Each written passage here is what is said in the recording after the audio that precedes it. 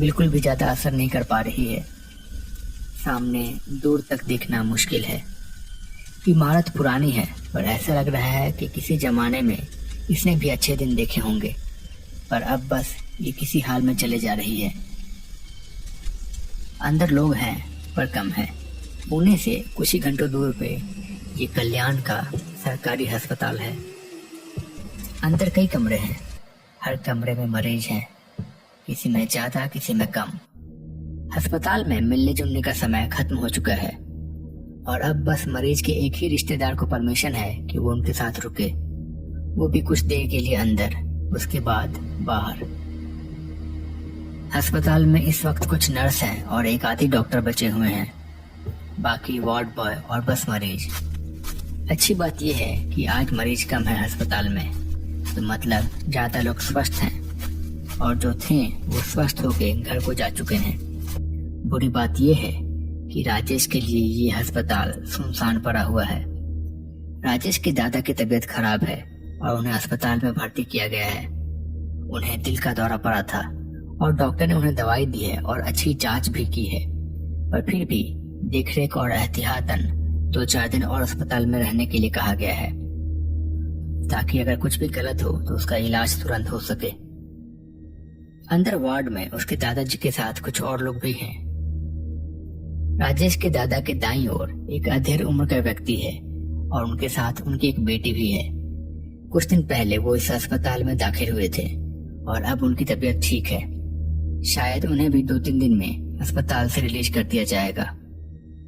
थोड़ी देर बात करने के बाद जब दादाजी ने खाना खा लिया तो राजेश आके हॉलवे में बैठ गया।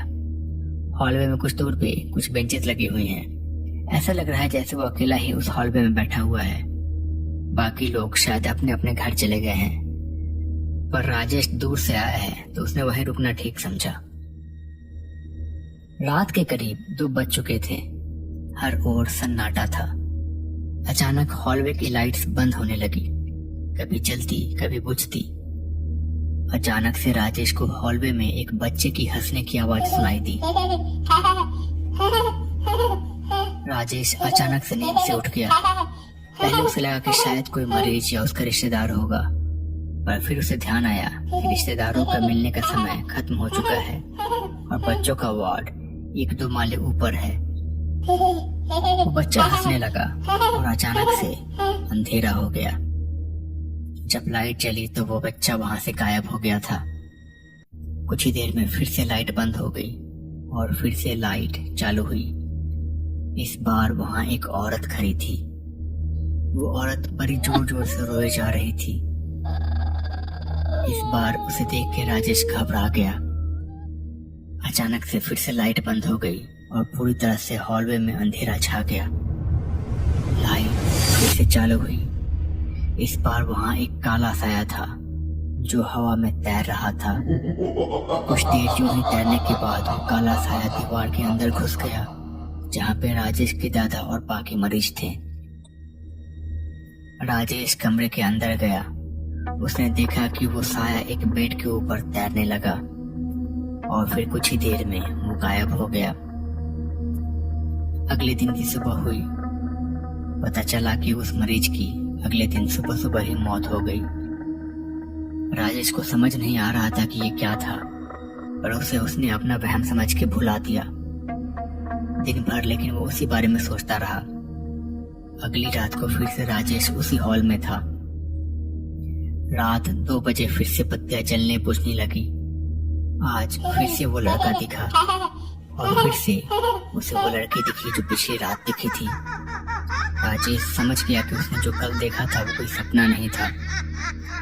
वो सोच रहा था कि फिर से वो साया आएगा अब, पर उससे पहले उसे वो आदमी दिखाई दिया जिसकी आज सुबह मौत हो चुकी थी। और फिर थोड़ी देर बाद वो आदमी गायब हो गया।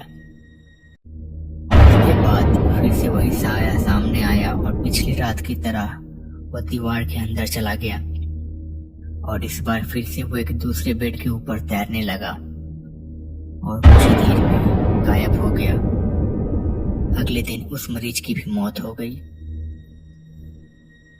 राजेश को समझ आ चुका था कि जब भी कोई मरीज मरने वाला होता है तो वैसे ही वो साया दिखाई देता है और उनके ऊपर तैरता है। और वो दोनों ही मरीज बहुत ज्यादा बीमार थे। राजेश ने ये सब किसी को बताना चाहा और वो किसे बताए उसे समझ नहीं आया, और अगर बताएगा भी तो शायद उसका कोई विश्वास नहीं करेगा, इसलिए राजेश चुप रहा। अगली रात को फिर से वही हुआ। रात को 2 बजते ही लाइट फिर से चालू होनी और बंद होनी शुरू हो गई। पहले वही बच्चा दिखा, फिर वो लड़की, फिर वो पहला आदमी, और अब आज वो आदमी जो आज मर गया था। और फिर उसके बाद एक भयानक मनहूसियत के साथ वही काला साया लहराने लगा और अचानक से दीवार के अंदर चला गया। पर आज वो साया उस लड़के के पिता के ऊपर लहरा रहा था जिसका पेट राजेश के दादा के बगल में था। तो क्या इसका मतलब आज उसकी बारी थी? पर वो तो आज ठीक हो गए थे। कल सुबह तक तो उन्हें रिलीज भी मिलने वाला था। अगले दिन सुबह सुबह वो अंदर वार्ड में गया तो देखा कि वो बेड खाली था। पूछने पे वार्ड बॉय ने बताया कि उस इंसान की सुबह सुबह अचानक तबीयत बिगड़ी और वो चल बसे। राजेश अब सब समझ चुका था कि क्या हो रहा है। राजेश के दादाजी को कल सुबह डिस्चार्ज मिलने वाला था। वो आज की रात हॉलवे में बैठा हुआ था और बस ये प्रार्थना कर रहा था कि बस किसी तरह से आज की रात बीत जाए।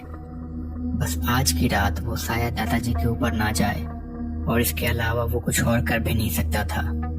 उस साये को रोकने का ना तो उसे तरीका पता था, ना ही हिम्मत थी उसमें। फिर उसकी आंख लग गई और घड़ी ने फिर से रात के 2 बजा दिए और फिर से बत्तियां जलनी बुझनी शुरू हो गई। पहले वो छोटा लड़का दिखा उसे, और फिर वो लड़की, फिर पहला आदमी, उसके बाद दूसरा आदमी, और फिर उस लड़की के पिता जिनकी आज सुबह मौत हो गई थी। उन्हें देख के राजेश को बहुत बुरा लगा।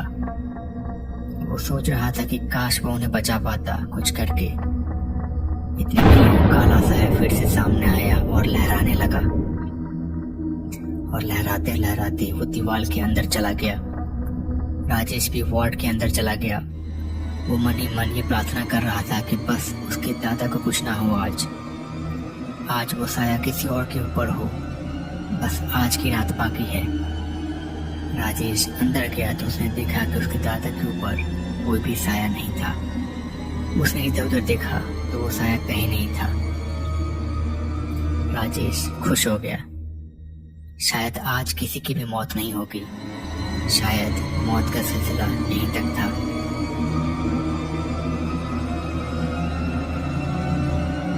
वो साया राजेश के सिर के ऊपर ही मंडरा रहा था। तो दोस्तों, कैसी लगी आपको ये कहानी? अगर आपको ये कहानी पसंद आई है तो प्लीज इस चैनल को सब्सक्राइब कर लीजिए ऐसे और भी वीडियोस देखने के लिए। और अगर अभी तक आपने इस वीडियो को लाइक नहीं किया तो प्लीज इस लाइक कर दीजिए। मैं मिलता हूँ बहुत ही जल्द अगली वीडियो के साथ। तब तक के लिए अपना ख्याल रखिए। Bye bye.